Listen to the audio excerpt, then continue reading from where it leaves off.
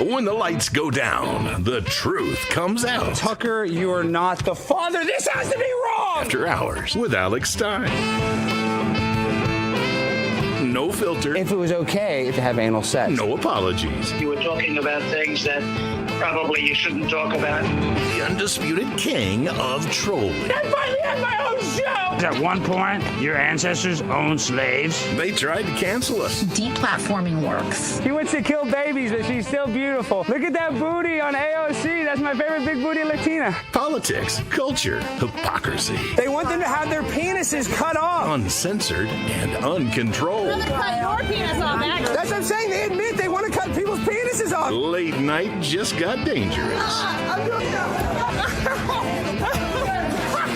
After Hours with your host, Alex Stein, starts right now. Ladies and gentlemen, boys and girls, children of all ages, welcome to After Hours with Alex Stein. It's Monday night, and the night is going to be great because you know why? We have a brave, bold, and beautiful, it's not a soap opera, but it's our guest, the one, the only, Chanel Rion from One American News Network. Am I saying that right? Am I saying own right? One American News Network? Yes. I have a show, Fine Point, with Chanel Rion. I know that, and I like to own, but I always forget that there's two N's, you know? And whenever you see it, it's always one N. We just say OAN. And we're RAV, Real America's Voice, so we have a lot in common. So, Chanel, it's an honor and privilege. We're coming to you guys from Washington, D.C. on Capitol Hill, the swamp, as Trump likes to call it.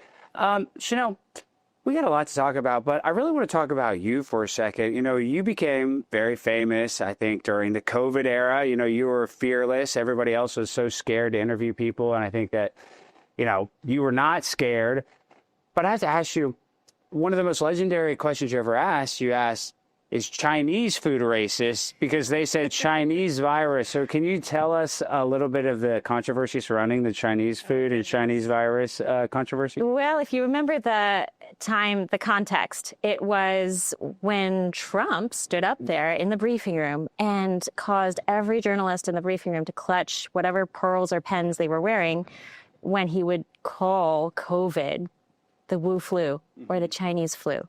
Right? Because it was in reference to the origins and at the time, the perceived origins was Wuhan lab.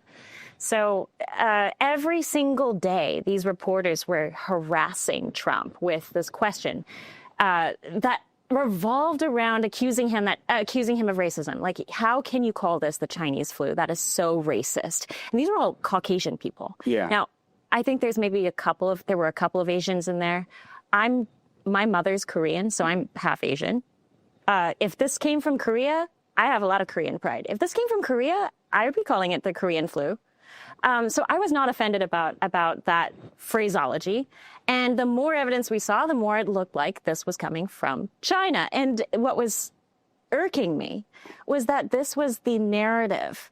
Pushing back on Trump and calling him racist for calling this the Chinese flu was the exact narrative that the CCP was pushing. Yep. And to me, journalism was just falling on its face and copy pasting from our adversaries. And that's why I asked the question. And really, that's kind of why they stopped you, because you were actually doing journalism while they were just doing propaganda. But you were actually very vindicated, because I think you got soft canceled for saying that this was a lab leak. And then we came to find out this was definitely a lab leak. So do you feel vindicated a little bit by being right when everybody was wrong? I do.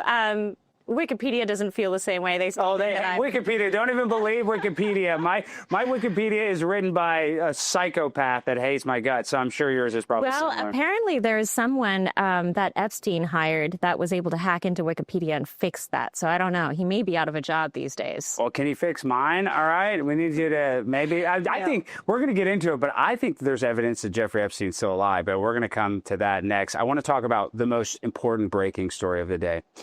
The GOAT, the greatest basketball player of all time, Michael Jeffrey Jordan. That's right. Jeffrey is his middle name, and people are now connecting the world's greatest basketball player to the world's greatest pedophile. Now, I would say that there's no connections whatsoever, but then this video, after Michael Jordan wins the Daytona 500, the most coveted NASCAR race of them all, showing that he's a true champion, totally goes and ruins the celebration by rubbing and pinching a little boy's butt. So let's play this clip, then I want to get your reaction to it, Chanel.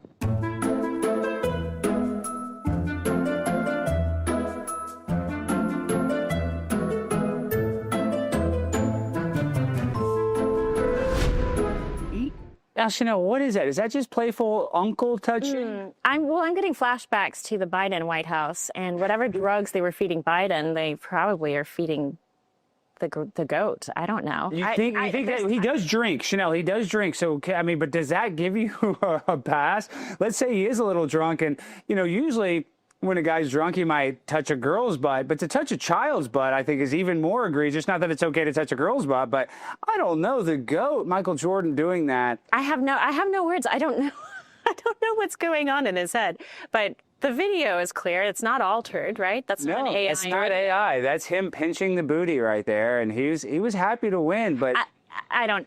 One thing that I am glad about AI revolution filling our streams is we now question everything. Yeah. Including clips like that. But I know that's real. Well, you're saying it's real. I have no explanation for it, except it just reminds me of the Biden White House and how normal everyone pretended it was, that Joe Biden would sniff little kids, like literally sniff kids behind the ears, and they were visibly uncomfortable. They were visibly weirded out by it, rightfully so. So yes. I think that whatever is happening there is reminiscent of the Biden days, and if there's a correlation, we don't know it yet. And then on top of that, in the Hunter Biden laptop, and then Ashley Biden's diary that James O'Keefe discovered, it said that she was showering with her dad. And I never showered with my dad. I mean, I don't know if that's a common thing. So he's like showering with his children. So, but I'll ask you this. So hindsight's 2020. If we had to judge Clinton or Biden, Obama or Kamala, I'm saying of those four, Biden's probably the best, right? Of those four. The best in what way? Just the most likable. Just, of the four, like, the most likable. Yeah, if you had to vote for one, you had to vote, out of those four, Kamala Harris, Clinton, Obama, or Biden, who is the most likable? I think the most likable would have been Bill Clinton. If you've ever been in a room with him, I'm thinking Hillary Clinton. His name. Bill Clinton is definitely the most likable, but I was talking more Hillary Clinton, who, I know that's her. They're married, but I would say of those four people that were potentially and were our presidents, that he's the probably the least threatening. Like Kamala's stupid, but at least Biden has a little experience. He knows how to kind of navigate the deep state. Kamala Harris doesn't know that. I heard a really funny story from someone who knew him from 40 years back in his early career, and this was a known name, very famous, back in his heyday, and they're riding in a car headed to Senator Biden's office. And the attorney sitting next to him turns to this attorney and says, hey, so, we come from Ivy League law schools. Like, we know what a good lawyer is and what a bad lawyer is. Like, Joe Biden barely made it through law school. He's not one of us. Mm-hmm. And the listener gave Joe Biden the benefit of the doubt and decided to meet him for himself and make his own pronouncements. And by the time he got out of that meeting, he thought, wow, that guy bribed his way through law school. Yeah, he did. Well, There's no way he graduated with any kind of grades that he earned. And that was their thought upon meeting the guy. The fact that someone like that makes it through D.C. as powerfully and as well as Joe Biden has is testament to the swamp and what it rewards. Well, that's what I'm saying. It doesn't reward being brilliant. You don't have to be brilliant. You just kind of got to follow the leader, and you got to not be too controversial. So, in regards to that clip of Michael Jordan, we're in Washington, D.C., and, a lot of the people, especially myself in 2016, was saying Pizzagate's real, and everybody called it QAnon and all this stuff, and they made fun of us and just denigrated us. But now, with the most recent Epstein leaks, it looks like all the conspiracy theorists were 100% correct. So, there is a pizza parlor. How? With the pizza stuff? Well, so you don't know the story about Pizzagate? I know the story. James Alefantis, who's based here, a lot of people said, oh, he has a basement with kids. Well, that's not true. The Comet Ping Pong doesn't have a basement, but the restaurant that he owns, about 2 restaurants over, it's called Buck's Camping and Fishing. That one does have a basement. Right. And so I don't know, but he was voted the 40th. He was 40 under 40, I think, of most influential people in D.C., and he's been connected to the Obamas, and I don't understand how he'd get all these connections from just making pizza and having a ping pong place. So basically, we were all called loony, tinfoil hat conspiracy theorists, and I want to play this clip of Guy Fieri that's been erased from the internet going to Comet Ping Pong on one of my favorite shows, Diners, Drive-Ins, and Dives, and Let's just run the clip real quick. Then I want to get. Here we are in Northwest Washington, D.C. to visit a joint that's serving up ping pong and pizza. This is Comet Ping Pong. Softy coming out, soft shell crab pizza. That's the first, man. Coming up. And it's all cooked up by owner James Alafonte, 2 pies for 25. who's been in the biz since he was 15. I grew up like baking, plus I love playing ping pong. So of course it made sense to put the two. You don't think Guy Fieri ever molested any kids, do you? I have no idea. I don't even. I the answer is no. Chanel, Guy Fieri's the greatest cook of all time. He better not be a molester, or I would have. What? He better not be. He better not be. I love Guy Fieri. Well, just because he went to the place doesn't mean that he knows about the story. Well, to be fair, I guess you can interview somebody and not be a pedophile. But I don't want to get into that too deep. But my point is, Guy Fieri is an American hero. He's an American legend, and I don't want anybody online trying to create conspiracies that he was involved in child trafficking. I just want you to know that we need to shut that down. Guy Fieri is innocent. Michael Jordan was not innocent. It doesn't seem like he's very innocent. So that's why I wanted to play the clip. It just, Comet Ping Pong, maybe they're not sex trafficking them out of that specific location, but we do know that there is an elite group of people that are very powerful. Some are politicians, some are foreign politicians. The Prime Minister of Israel, Ehud Barak, was one of Jeffrey Epstein's pals. So there are elite people doing absolutely disgusting things that you and I are not privy to. And sadly, all the conspiracy theorists were right. And I don't want to be right. I wish I was wrong that there are elite people that are doing disgusting and horrible, sexual molestation to kids. I wish I was wrong. But sadly, the world that we live in, where reality is stranger than fiction often. So I just got to say, I feel vindicated. Chanel, do you feel vindicated? Not with the Pizzagate stuff, but with all the conspiracies that you predicted all came true? I feel vindicated that that the reporting that we were punished for, which included saying, look, there's some funding connections between NIH and Wuhan that go back to a Level 4 lab in North Carolina. I was the first to report that, and I was slammed all across the board for reporting that. But where was my evidence? My evidence was a document that listed direct correlation and partnerships between Wuhan lab and BioLevel 4 lab in North Carolina, UN Chapel Hill. Actual documentation, evidence. And so it was eye-opening to me as someone who came to Washington, D.C., with not the first clue about how this town worked, to show evidence. Here's the evidence, and here's what looks like smoke. Let's look for the fire. And no one wanted to look for the fire.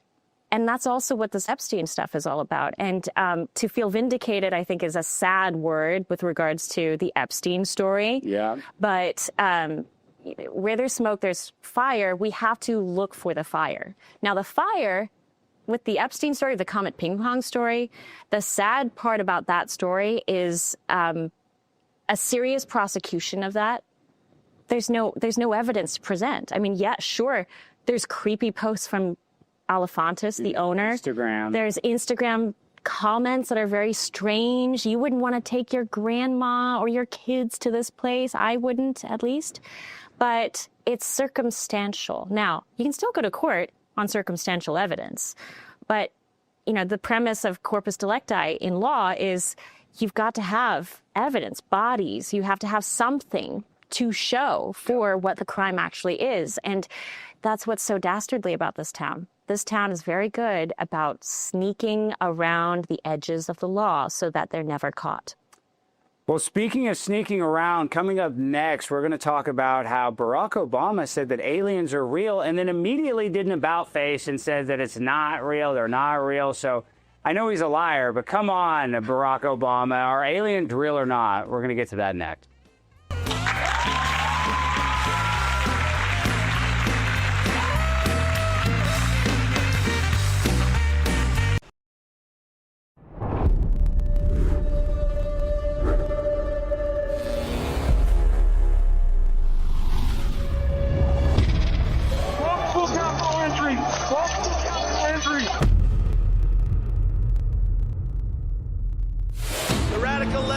Exactly what they're doing. They want to steal the election.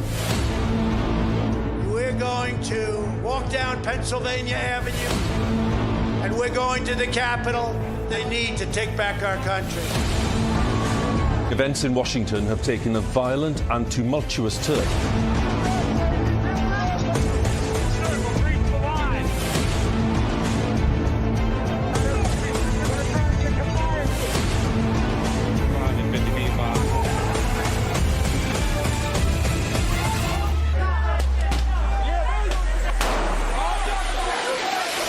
January 6th wasn't just a moment in history. For thousands of Americans, it was the moment their voices were taken. It's insurrection. They were persecuted, hunted. Seditious conspiracy. But behind prison walls, something unexpected happened. They found their voice again. Started singing the national anthem. We took it up to him at Mar-a-Lago. He goes, I'll put my voice on it. Our supporters made this go platinum. Real America's Voice is telling the real story of January 6th like you've never seen it before. Everybody, this must be peaceful. This is not the story you were shown. I take responsibility. This is the story they live. Government entrapment scheme that this actually was. The J6 Patriots are no longer staying silent. They are speaking, they are standing, and they are telling the truth. You can't kill us. You can't beat us. Scan the QR code or visit RealAmericasVoice.com. Real America's Voice presents The Sleeping Giant. Available now. Now is the moment to put your brand in front of an engaged, loyal audience through Real America's Voice. When you advertise on Real America's Voice, you're not just running an ad, you're partnering with trusted voices like Steve Bannon, Charlie Kirk, and other influential hosts. Backed by millions of monthly listeners. What's happening? Because of a real voice, man. I watch it all the time. Real America's Voice rocks. Real America's Voice gives sponsors the chance to put their product front and center, displayed on screen and highlighted by our anchors during exclusive segments and live events. Head to freetrumpknife.com. This means your brand becomes part of the conversation as it happens. Secure your spot before it's too late. Join us today and make your brand part of the news conversation that America's viewers trust. Real America's Voice, where your message is seen, heard, and remembered.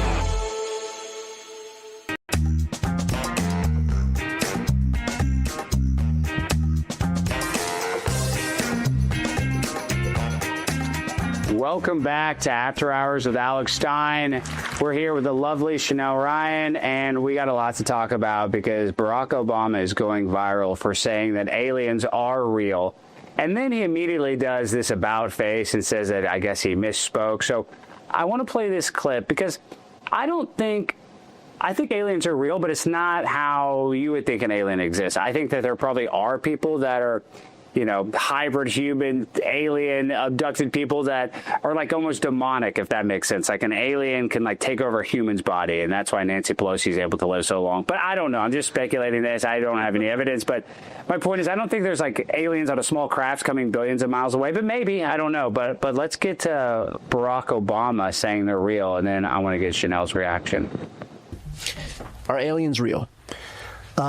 They're real, but I haven't seen them, and they're not being kept in what is it? Area 51. Area 51. There's no underground facility, unless there's this enormous conspiracy, and they hid it from the president of the United States.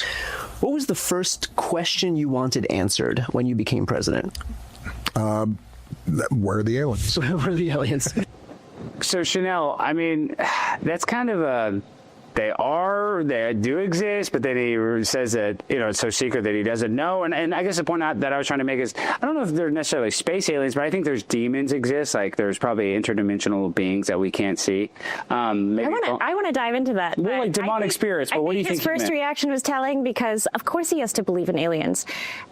His vice president let in 30 million of them. Oh, but bomb. See, Chanel's funny, but that is what they always say. I think it was Reagan for one of his State of the Union speeches, is that they need an existential threat in order for us to have the one world order, because that's the only way that all the countries would come together. So that's why they're motivated to trick us into believing that aliens are real, and that's why they have a thing called Operation Bluebeam, where they actually have technology where they can make it look like Jesus is coming back or like an alien is coming from the sky. They have this technology where it looks like indistinguishable. And well, I think they've tried it out before. Remember H.G. Orson Welles. Yeah, Orson Welles. Yeah, that was on the radio. Radio stunt, and it was pulled off. It was explained away afterwards as just a stunt from Orson Welles. But Orson Welles was a very interesting guy. He was very connected with some interesting people. So maybe they're playing with scenarios or ways to trick us, Orson Welles style. Not so hard these days with AI. No, so hard with footage that you can manipulate. But I think there's a huge amount of arrogance that it would take for you to sit here and say they don't exist. Yeah. You couldn't possibly say that. I mean, the world, the universe it contains multitudes, to borrow from Walt Whitman. It contains multitudes that we cannot even begin to comprehend. And if we start saying that we know it, we understand it, we're going to be sounding like Democrats. Well, and let me give you the context of what I think goes on. So because I believe in the Bible, I believe that there was giants like David and Goliath, whatever you want to call them. I guess I'd call them giants. And supposedly these Nephilim, these angels were cast out of heaven, and they came down here and they mated with the women, and then they had these kind of giant kids, or these giant... This is all coming from the Book of Enoch. The Book of Enoch, yes. Which I like the Book of Enoch. They found these in the Dead Sea Scrolls. The Council of Nicaea said this wasn't germane to the Bible, which, that's whatever. We can get into that later. But my point is, I do believe there were some big creatures here on Earth. I mean, it did say David and Goliath in the Bible, so you don't have to go full Enoch to understand this. But my point is, these bastard creations, their souls are not able to go into heaven when they died, and that's allegedly why there was a huge flood to wipe these people out, and Noah's, bloodline was able to, I guess, recreate humanity. So I do think that those Nephilim demonic spirits, and those are almost aliens, I think that exists in this world that we live in today, as crazy as that sounds. I mean, I don't know if I don't know if it comes from that book, but when you look at the world and you look at the evil that exists, like it's very clear that evil has a spirit. Yeah. There is a spirit that inhabits places, people, motivations, towns. There are times when it feels like DC is inhabited by an evil spirit, and may it always have been. But you're right. There are evil spirits. They exist all around us. And I think that differentiates Republicans, conservatives from liberals or Democrats, like from a very visceral standpoint. Liberals don't seem to believe in evil. They don't seem to believe in evil. They believe that evil can be rooted out. Trump's evil, but evil can be treated. Evil can be fixed. It's all about, it was how you were raised. You weren't bad from the beginning. They don't believe in evil being something that objectively exists. They think they can legislate out of it. They think they can create reform programs to help people train themselves out of evil. And conservatives who walk in the faith understand evil exists. Good and evil are evermore at war until the coming. But we are going to be at war with evil always. And that really differentiates, I think, the spiritual battle that you see in political discussions that come out in this town. Well, there's a reason why liquor is called spirits, because it literally kind of turns you into an evil person. I'm not saying that you can't have a drink and be normal, but there is something about how you can drink a substance and it'll make you act with no inhibitions. It totally changes your normal operating procedure. So I think that is just an indication that there can be, like, I guess, outside factors that can make you more evil, but there's something kind of brewing in all of us. And if you don't, I guess, qualm it or stop it, anybody can become evil, I think. Or name it. Identify it. Yeah, like, hey, this is an evil action, or this is something that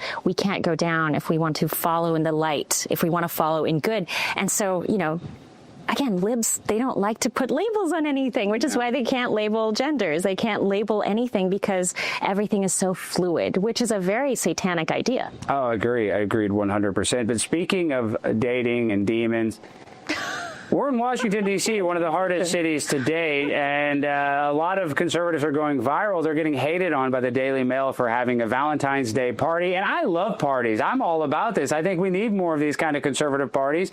And, dating at the end of the day, whether you're liberal or conservative, is always cringe. It is kind of hard today. You got to ask somebody out. You got to go, and, it is kind of awkward, especially when you don't know somebody, you haven't been dating them a long time. So my point is, I'm actually happy that they had this event. What is your opinion of it? I mean, do you think that they deserve deserve the hate they're getting from these mainstream Daily media? Mail was seething. They were putting all these pictures together, all these beautiful people, beautifully dressed, and they knew. Had they put together a special like this under the Biden White House, totally different spread, totally different article. Remember the transgender person put their boobs in the White House? Do you know what I'm talking about? It was the trans person that showed their boobs when they had their social media. Of course. That was like, that was their Rosa Parks. So the left is seething at this idea. Look at all these beautiful people who are coming together and dating. I hope that that party results in a lot of marriages and a lot of kids, because we need more of those people out here spreading their ideologies around.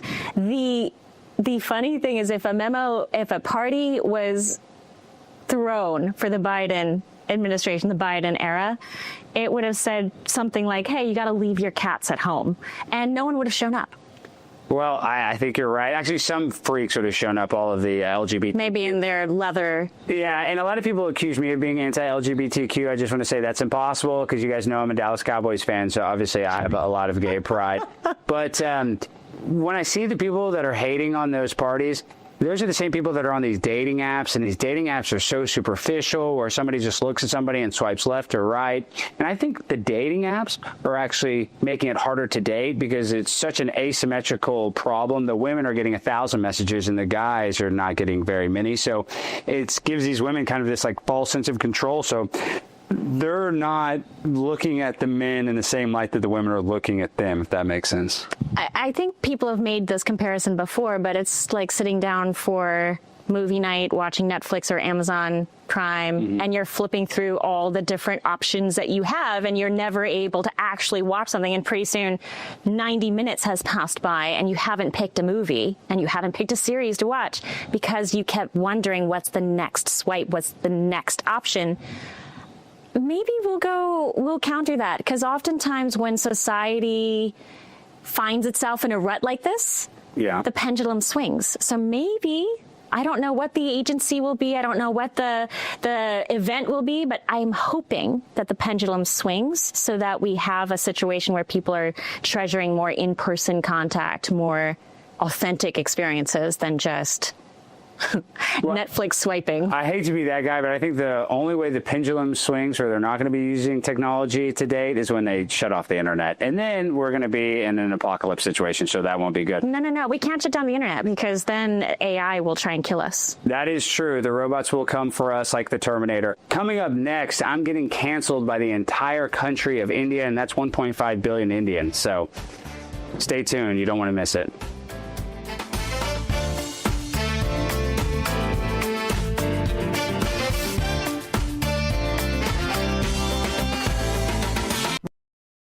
Welcome to Real America's Voice, Real Minute. Your quick look at the powerful stories of faith and freedom, inspiring audiences across the nation. Angel Studios presents. I'm Bo Davidson with your Real America's Voice, Real Minute. Did you ever wonder what truly happened in the COVID-19 pandemic, and whether Anthony Fauci would ever be held accountable? I think we all have.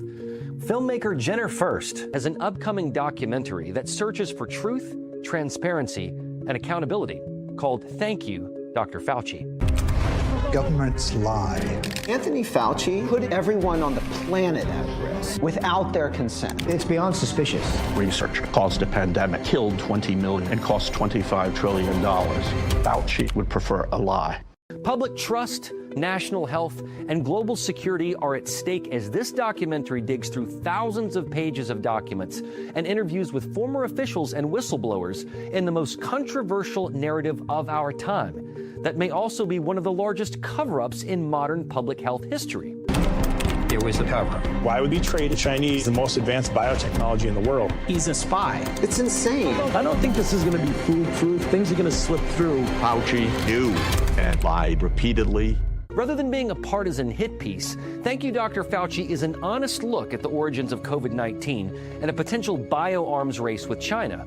It streams exclusively on Angel Studios app and site starting on October 23rd. And all you need to do is go to angel.com/Rav to stream it.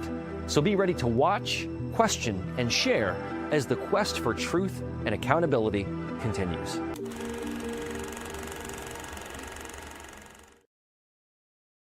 Welcome to Real America's Voice, Real Minute. Your quick look at the powerful stories of faith and freedom, inspiring audiences across the nation.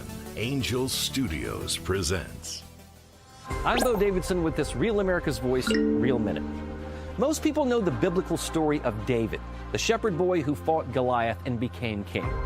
Well, Angel Studios has created a new animated film called David that tells the story of Israel's greatest king. Followed when I'm looking for the way, when I'm searching for the answer, in the moments I'm afraid.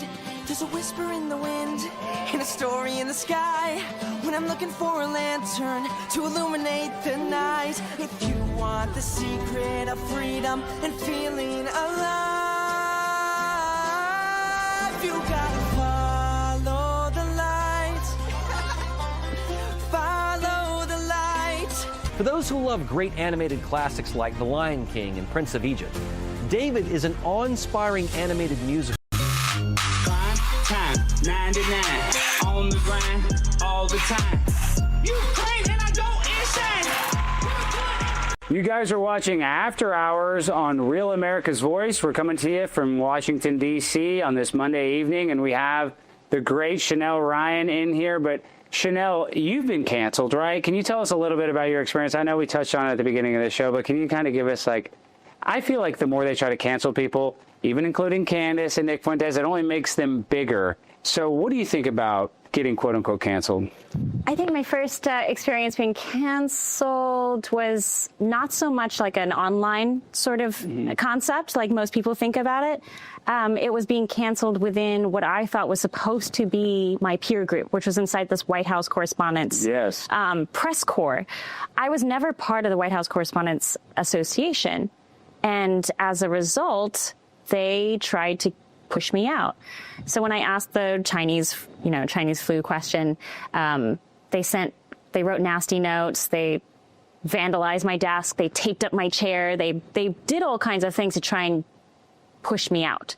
And they pushed OAN out. OAN had an assigned seat, and they said, you know what, because of COVID, we're not going to let OAN sit in the seat anymore. So basically, they booted me from the seat. But to your point, when that happened, the first Trump White House was extremely gracious. The press office said, you know what, if you still want to attend, you can attend as our guest. And didn't you have to stand up? That's what they always took pictures of you standing up. And what ended up happening was it backfired on the press corps that was trying to cancel me, trying to push us out, trying to push OAN out. It backfired on them terribly, because what ended up happening was all these major networks were only getting access to the briefing room every few days. And because I was not part of their club, I refused to join. And OAN was kicked out. We were invited by the White House. We got in every single day, and I always got the last question. And so that was a profound lesson that, the more something good tries to get silenced, the more it will actually be amplified. Occasionally it works out that way. God was good in that regard, but it was a great moment. Well, I talk about this all the time. I think life, we're supposed to suffer a little bit. You don't want your whole life to be suffering, but if you go through some challenging times, they make you stronger for the next obstacle in your way. And I think that's a perfect example. No pain, no gain. It felt really painful when they were bullying you and, kicking you out of there. It was surrounded. I know. And then OAN was probably mad. But then next thing you know, you're getting the last question. OAN loved your access and loved the fact that, they were sympathetic to what happened to you. So I think that is like any instance, whenever they try to cancel you, it only makes you stronger. So I hope that this makes me stronger. I want to play this clip where a news reporter from, what's this called? First News? I don't know. It's some goofball news company out of First Post. And I think they're an American-based news company with an Indian viewpoint. Is that what their description is? It's something goofy like that. I probably shouldn't have written it down, but that's neither here nor there. What is important is that they're trying to cancel me, and I love it. And this guy actually probably gave the most professional, succinct description of what took place. And I hate to break it to you, the guy's kind of right. I mean, I'm not racist, but maybe a little bit. I believe in some stereotypes. Sue me. You know what I mean? Comedy racist? I think it has to be. I think that everything needs to be a little, like, I'm not one of these racists where, I think, black people should pick cotton or something like that, but I might lock my door if I see a group of black teenagers walking nearby. That doesn't make me racist. It just makes me understand that, you know, some stereotypes are real and some, actually, they're all probably real. Okay, but we'll get into that after we watch this clip. Now, a US comedian and YouTuber has triggered online outrage after delivering an anti-Hindu speech in Texas. Dressed in Indian attire, comedian Alex Stein impersonated a member of a Hindu community while mocking its beliefs. He appeared donning a yellow kurta, black shorts and slippers at the Plano City Council meeting, where elected officials deliberate on city policy, budgets and legislation. In his opening remarks, he introduced himself as a young Indian boy from the Holy Land of India. Well, during his speech, Stein insulted Indian traditions. He also repeatedly mocked the Hindu reverence for cows. His remarks created visible discomfort and anger inside the room, as members of the Indian American community at the meeting staged a walkout. Well, I love how he didn't talk about the traditions that I mocked. And this sounds like a joke, but I'm in Dallas and I'm in the DFW area, and 33% of the Indian population that has immigrated, dare I say legally, to America, most of them are totally legal, they live in the DFW area. I don't know if you know this. And this is why I made that joke. My friend Sarah Gonzalez has been investigating all of this, you know, how Nick Shirley did the Somali fraud. Well, there's that same type of fraud being done rampantly in the DFW area, Frisco, Plano, Richardson specifically, where they're getting all kinds of government kickbacks to run fake daycare centers or fake, you know, child services, all kinds, hospice services. And a lot of these buildings are empty. And Sarah told me this story, and it just made me laugh so much, that she was talking to somebody that is a student, and they're part of the Future Farmers of America. That's where, you know, the kids, that's their club, and they learn about, you know, how to work on a ranch, how to work on a farm. And this student said this, and she showed me the messages that in Richardson, they asked her if she had a cow. And the girl said, yes, I actually do have a cow. They asked the girl to bring the cow to their house. And the girl said, this is a weird request. And she did it because she thought it was so weird. So she took a cow to their house. The cow defecated and urinated inside the house. This is a true story, Chanel. And the family was so excited. They thought it was good luck. And I started laughing. I just started laughing. I'm like, oh my gosh, if I would get so grounded if a dog pooped in the house, much less a cow, you know, with a huge cow patty. And then I did some research because everybody jokes, oh, Indians, they like cow pee and cow poop. No, that's not a joke. They believe that it has medicinal properties. And maybe it does. I'm not a doctor, but Have you checked in with Secretary Kennedy on this? Yeah, he might know. Actually, I guarantee. I'm sure he has some insight. But I guarantee he's done some of these, you know, shaman, Indian, homeopathic stuff. I mean, if he's doing cocaine off a toilet seat, and we've all been there, let's not throw stones if we live in a glass house. For yourself, Al. Well, I've been there. I was just on there. We're just using the toilet here. There's very nice toilets in D.C. I really encourage everybody to do their cocaine off the toilets in D.C. They are clean because they don't want to lose any fentanyl, so they wipe them down, and that's when they do the nummies. Okay, that's a little too much. My point is, you're hanging out with Hunter Biden now? If Hunter's welcome on this show, I would like to get in contact with Hunter. I know LJ Fino, one of the top guys at our company, is been in contact with him, but that's neither here nor there. My point is, the tradition that I mocked was that there are people that are from India that use cow pee and cow urine as a medicinal remedy, and I thought that that's goofy, and that's all I did in my speech. Is I just talked about how people were bullying me because I'm eating cow poop, and I got canceled for that. And I don't hate Indians, but I don't know if Charlie Kirk said it best, you know, immigration without assimilation is an invasion. So when you come to America, all the people that got mad at me for wearing the kurta, they're coming to America and wearing khakis. I'm not getting mad at the Indians for wearing khakis. And there's nothing more American than a pair of freaking Dockers khakis. So don't throw stones if you live in a poopy glass house like these Indians. Okay, what do you think? Do you think that I should be canceled? I love the Indian community. I do too. I'm fair to compare them to the Somali community because, for the most part, if you look at the land, Indian families are compact. They send their kids off to school. They don't have luring centers. Yes. They actually have doctors. They're very smart. Very smart kids, and I think that's a huge testament to their culture in the United States. Now, have you seen a lot of Somali doctors, unless they're doing female genital mutilation in Wisconsin? Really. No. huge difference. Well, have you noticed? Have you noticed how? And if this woman was at a city council meeting, she was going viral. Have you noticed when you see a homeless person, you never see like a homeless Indian. You don't really see a lot of homeless Hispanics either. I understand the debate, especially in conservative circles, talking about, hey, this H-1B conversation needs to happen. But I always thought that was a misplaced conversation because it's like, look, I'd love to see more Indians in America. I think they bring great values because they're hardworking, they're entrepreneurial. Somalians, not so much. I don't have a whole lot of experience with the Somali community, but from what I've seen, from what Andrew Shirley has shown us, it's not a fantastic contribution. So if you were to pick, I would 100% always go for the Indian community. That said, I love that you showed up in yellow. Why did you show up in yellow? That's not your color. That is not my color. Really, I don't think I have a color. The only color that I have is I need to be the thinner I am. You've got to pick the right colors to match your skin tone. You're right, and my tone was not good there. But listen, we're not here to have a makeover. I was purposely not looking my best. I think that's why you were canceled. No, I loved the presenter. I loved the presenter in there. The way that he presented your story with that beautiful English accent. Just whenever someone speaks with an English accent like that, you just instantly believe them more. So you're also at a disadvantage there. I'm at a total disadvantage, and I'm from Dallas, Texas. I can barely speak English. I mean, and it's my first language, so that's just tells you all the problems that I have a lot. So when it comes to being canceled, I just want to thank this guy. This video got millions and millions and millions of views by the Indian community, which I love. I'm not saying I don't love you, but I did see one thing, Chanel, and we have to go to break here in a second, though, where Indians, they did do this test, and I'm not, guys, this makes me sound like I'm hating on Indians, but Mindy Kaling's brother from The Office he got in some hot water because he talked about how he lied on his medical school application and said that he was black because it would make it easier to get in. And actually, they say that Indians lie on school applications more than anybody else, but they get into the best schools, so.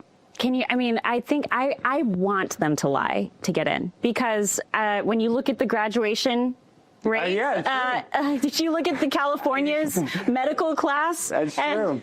But they don't even have enough black people to fill up Harvard Medical School or whatever. I would like some competent people to operate on us, and I think that might actually be an irrelevant conversation soon because we'll have robots operating on us.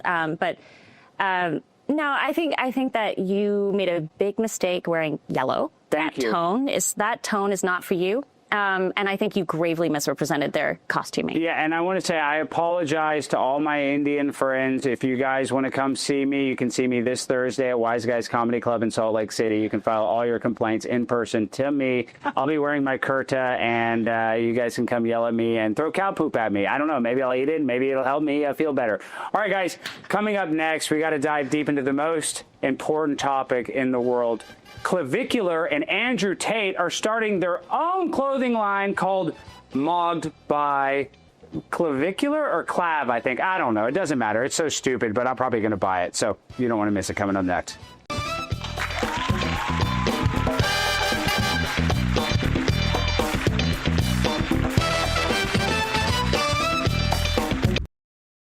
Welcome to Real America's Voice, Real Minute. Your quick look at the powerful stories of faith and freedom, inspiring audiences across the nation.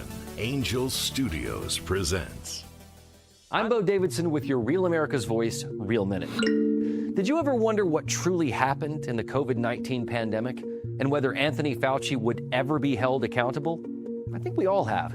Filmmaker Jenner First has an upcoming documentary that searches for truth, transparency, and accountability called Thank You, Dr. Fauci. Governments lie. Anthony Fauci put everyone on the planet at risk without their consent. It's beyond suspicious. Research caused a pandemic, killed 20 million, and cost $25 trillion. Fauci would prefer a lie. Public trust, national health, and global security are at stake as this documentary digs through thousands of pages of documents and interviews with former officials and whistleblowers in the most controversial narrative of our time that may also be one of the largest cover-ups in modern public health history. It was a cover-up. Why would he trade the Chinese the most advanced biotechnology in the world? He's a spy. It's insane. I don't think this is going to be foolproof. Things are going to slip through. Fauci knew and lied repeatedly Rather than being a partisan hit piece, Thank You, Dr. Fauci is an honest look at the origins of COVID-19 and a potential bioarms race with China. It streams exclusively on Angel Studios app and site starting on October 23rd. And all you need to do is go to angel.com/Rav to stream it. So be ready to watch, question, and share as the quest for truth and accountability continues.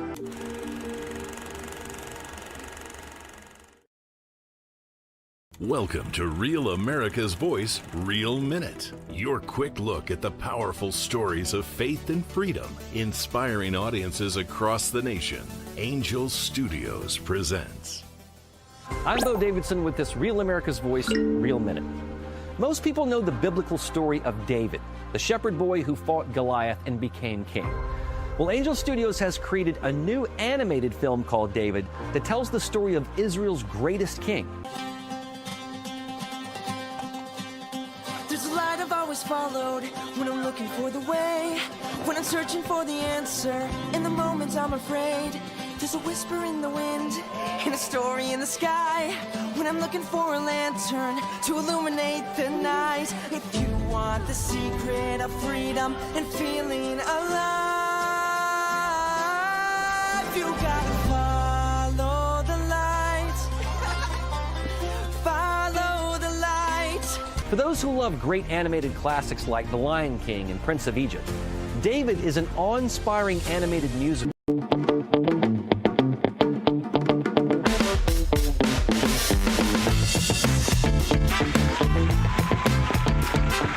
Thank you all so much for watching After Hours with Alex Stein. It's been a great Monday evening with my guest, Chanel Rion. But Chanel, I want to play this next clip. It is going super viral.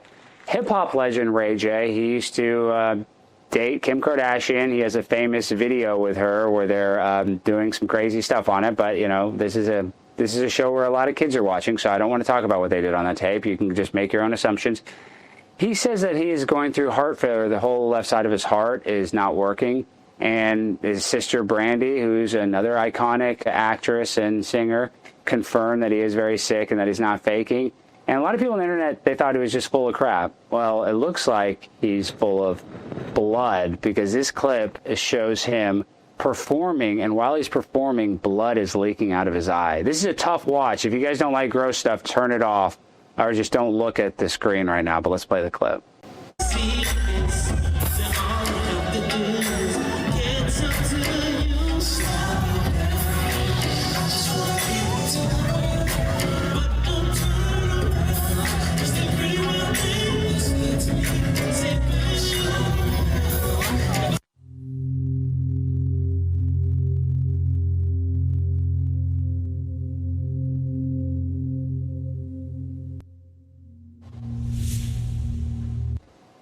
So they say there is a Kardashian curse. Do you think Ray J has fallen victim to the Kardashian curse? Is that why he's suffering so much right now? I'm no medical doctor, but I will say absolutely. It looks like he's fallen under some kind of curse. He's fallen under the Kardashian curse. I think you're going to have to go recruit some of your friends over in the Indian doctorate community and get. Yeah, I don't know if they could help him. I don't know if they have a cure for HIV yet, but if they do, Ray J needs it. Okay, now I want to get to what's this clip has been making its way.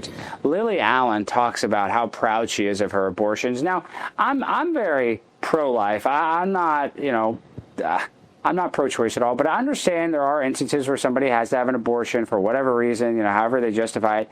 But I grew up in an era where they would hide this secret. Nobody would ever proudly talk about this. It was always a mistake or it was their most embarrassing, traumatic thing, and this is just something that they kept to themselves.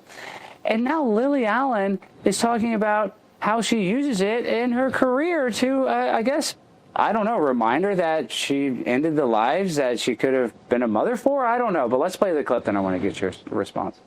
Abortions, I've had a few, but then again, I can't remember exactly how many. What, really? Yeah. Why didn't this come up in last week's episode where we were just talking about abortions? Because I was just letting you run with it. Reveal everything. I can't remember, yeah. I think maybe I want to say 5, 4 or 5. Yeah, I've had about 5 too. Lily, I'm so happy I can say that and you can say it and no one came to shoot us down. Oh, that's so tough to watch. I mean, I just had a baby 8 weeks ago, and it's so incredible to have a child in your hands, a living, breathing child that has, it's a miracle. What I see there is I see a lot of coping. That's coping. That is coping. They're drinking Coca-Cola. Yeah. They're trying to, they've already done it. There's no going back.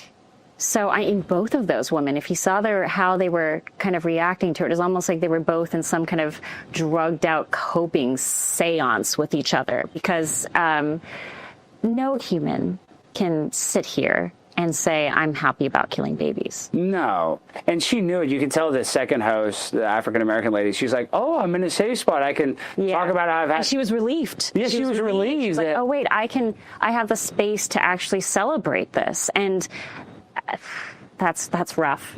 That's rough. Bad. And a third of the population of Gen Alpha or Gen Z, all the new generations, have been aborted. So there's millions of kids that are not going to be here because of this. So, I mean, I am not pro-choice, I'm pro-life, but to sing about it and to act like it's not a big deal, that's the wrong impression that you're giving to young girls, especially Lily Allen, who has a lot of young fans. So I wish that they would have some shame when it comes to this. Well, no. So remember, Bill Bennett back in the day, that was the old education secretary under Reagan. He wrote a book called The Death of Shame, I believe. And it was a profound book written right after the Monica Lewinsky scandal with Bill Clinton. And the thesis of the book, and I don't want to botch it, but basically it was, well, once society loses its ability to be ashamed, that we're getting to the end of what is good in the world. But I think that's what you're seeing. If we see more women like that following in those footsteps, I think we should be very worried. But hey, I think back on the MAGA mixer. Yeah. None of those girls in there were talking like that. They're not having, I hope, I pray they're not having. They're having the baby. If you get knocked up there, they're having the baby. Now, I want to talk about what's really pressing American citizens right now. There was a tragedy that happened just last week where Clavicular was brutally frame-mogged by an ASU frat leader. And now Clavicular he's struggling. So he's reaching out to Andrew Tate to be a mentor to him, to help him out. And Andrew Tate's giving him some just great advice. Let's play the clip. Oh. Good. I heard we were training. I heard that too. Training, you good? Not exactly dressed for the. Nah, I'm not. Hi, Olivia, pleasure to meet you. Nice to meet you. You can't be frame mogged. I know. You can't be frame mogged. I'm done. We're gonna fix it. Bro, this is your generational run. You can't be frame mogged by some frat leader in Arizona. It's not gonna happen again. Yeah? It's not happening. We're gonna fix it. We're gonna try. All right, let's go. Listen, Clavicular, it better not happen ever again. If you're not frame maxing to the fullest, you're a baby back bitch, all right? It's time to frame max every day, all right? Do not gesture max. You have to frame max. Would you agree with that sentiment, Chanel? You know, I thought you were speaking a foreign language for half of this segment. What is frame mogging? Are you kidding? So Clavicular is... Educate me. He's named after Clavicular, which is an actual procedure where they cut your collarbone and then they put lengthening so you have a wider frame so that it makes you look more dominant to the women because they don't want some skinny mini guy. They want somebody that's totally frame maxed out. So it is very important to have a huge frame. And on top of that, Andrew Tate, I think he slept with accidentally sex trafficked some women, but that was all accidental. It was all, as one does. Yeah, as one's accidentally sex trafficked somebody. And then he was the guy talking to the girls' OnlyFans and making guys do God knows what. Don't want to get into that. My point is Andrew Tate is right, though. To get frame mogged is one of the worst things that has happened to this country since 9/11. You still haven't explained to me what frame mogging is. Oh, it's when somebody comes up to you and their frame is just more dominant than you. So, if you're like this, you're being frame mogged, I'm frame mogged. You see the screen? You see how dominant that frame is? You look so dominant. If you're that wide, the wider you are, but also thin. Because if you're really round, that's not good. But if you're framed up, you're just bricked up. So I've seen this. So I've seen this. So this is when you take a picture and a guy kind of stands there and he does that weird thing with his arm. Yeah, they're frame mogging. And they do like this. You know, Chanel. Okay. Don't act so naive. You know a guy wants a big frame. I think that Andrew Tate is also a coping mechanism guy. That's kind of the way he copes. Yeah, a little bit. Andrew Tate, I will say this. He. Do you know him? No, I don't. I've been trying to go to Romania, but they won't let me go to the country. But I don't want to get into it. But my point is, you probably don't have the right entourage. Well, Andrew Tate, he did lose his boxing match to Chase Damore, and I'm not even trying to hate on him. There is something that is actually good about Andrew Tate and clavicular, I will say, is that I think more men should be trying to take care of themselves. I don't know if they should be taking steroids and getting all crazy, but we've kind of had this society where we're weird maxing and people would just want to be weird and ugly. Yeah. And I think there is something that if you look good, you look presentable, it opens up more opportunities in life. So I'm not saying it has to be your obsession is how you look, but I think it's better to err on the side of taking care of yourself than not taking care of yourself. No, I do love that about what I'm seeing with the younger generation. There's more of this trend towards the glamour, the old world glamour and fitness, and taking care of oneself is not something that should be villainized. And they villainized white men, especially, for just the idea. What did they call it? Didn't they call it like MAGA fitness is racist or something? I forget. MAGA bros. It was something. There was some big article. They'll always find a way to put it down, but it's definitely needed. White men need to take back their identities away from generations of Alanis Morissette or whatever suicidal feminism that has invaded this culture. But I like seeing the comeback of masculinity in a healthier way. Is Andrew Tate the right messenger? No, he's not. I don't think he is. But if he at least gets the ball rolling and inspires others downstream to open up this chapter, change this culture, then great. That's where I'm at. I mean, all these kids now, they're a little more interested in looking good instead of looking weird.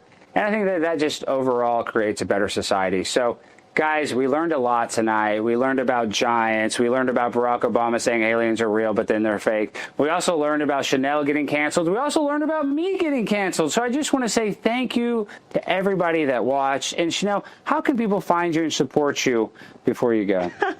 Well, I'm going to advertise another network. Tune into OAN. We'll allow it. We'll allow it. Right Bleep it, Parker. Bleep. No, we're kidding. Listen, right before Alex comes on, watch my show, Chanel Rion on Fine Point, and then you can tune into Alex Stein right afterwards if you want. Well, that's how you can. You guys are allowed to do it. And Chanel is, and I just want to say, she's not only a very beautiful lady, but she's very smart. She's a little bit of a nerd. That's the thing is you can don't judge a book by their cover because you would think Chanel, she's pretty, she's not that smart. Judge a book by its cover. She's totally a nerd. She's very smart. You guys will love her show because it's a combination of looks and brain. So mine's just pure looks and no brain. And I am the sexiest man in conservative politics, but that's not where you're watching. Except when you're wearing yellow. Except for when I'm wearing yellow. Apparently, the whole country of India hates me. All right, guys, thank you guys so much for watching After Hours with Alex Stein. We'll be back tomorrow night from D.C. again. You don't want to miss it.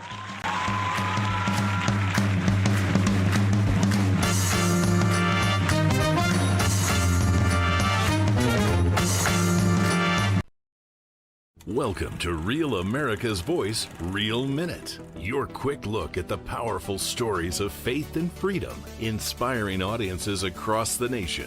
Angel Studios presents. I'm Bo Davidson with your Real America's Voice, Real Minute. Did you ever wonder what truly happened in the COVID-19 pandemic and whether Anthony Fauci would ever be held accountable? I think we all have. Filmmaker Jenner First has an upcoming documentary that searches for truth, transparency, and accountability called Thank You, Dr. Fauci. Governments lie. Anthony Fauci put everyone on the planet at risk without their consent. It's beyond suspicious. Research caused a pandemic, killed 20 million, and cost $25 trillion. Fauci would prefer a lie. Public trust, national health, and global security are at stake as this documentary digs through thousands of pages of documents and interviews with former officials and whistleblowers in the most controversial narrative of our time that may also be one of the largest cover-ups